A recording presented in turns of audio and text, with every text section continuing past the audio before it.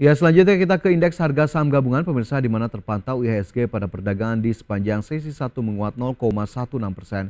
IHSG masih bergerak di zona hijau setelah dibuka menguat pada pembukaan perdagangan di sesi pertama.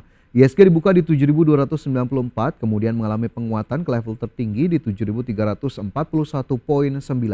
Sementara level terendah di sepanjang sesi 1 juga ini masih berada di zona penguatan di 7.304,52. 271 saham menguat, 264 saham melemah, dan 250 saham lainnya bergerak stagnan. 4,24 triliun rupiah dibukukan oleh pelaku pasar pada perdagangan di paruh pertama awal pekan. Sementara itu jika kita lihat penguatan indeks harga saham gabungan ini berbalik arah dari penutupan pada Jumat lalu, di mana IHSG pada Jumat ditutup melemah 0,36%. Secara year to date IHSG masih menunjukkan penguatan meskipun masih di bawah 1%, tepatnya 0,46%. Sementara itu dari indeks regional Asia lainnya terpantau Nikkei Tokyo ini melemah 1,07%, Hang Seng Hong Kong menguat 0,91%. Shanghai Composite dan juga Straits Times Index ini kompak dengan Tokyo sama-sama bergerak di zona pelemahan, masing-masing melemah 0,78% dan juga 0,03%. Sementara itu jika kita lihat dari indikator perdagangan lainnya, dari nilai tukar rupiah terhadap dolar Amerika Serikat ini berada di level 16.200 atau melemah 0,09%.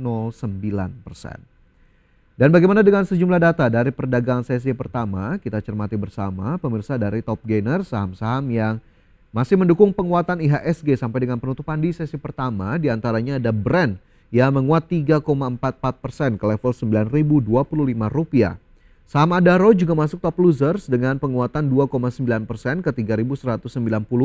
Saham United Tractors menguat 2,54% ke 25.275 dan BRPT naik 2,37% ke Rp1.080 per saham.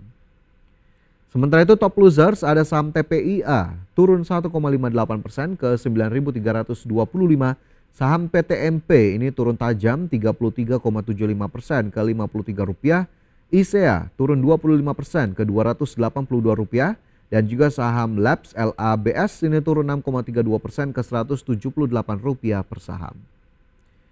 Sementara itu dari sisi sektoral, terpantau sektor energi menguat 1,24%, transportasi dan logistik menguat 0,95%, sementara kesehatan melemah 0,68%, konsumsi primer terkoreksi 0,01%.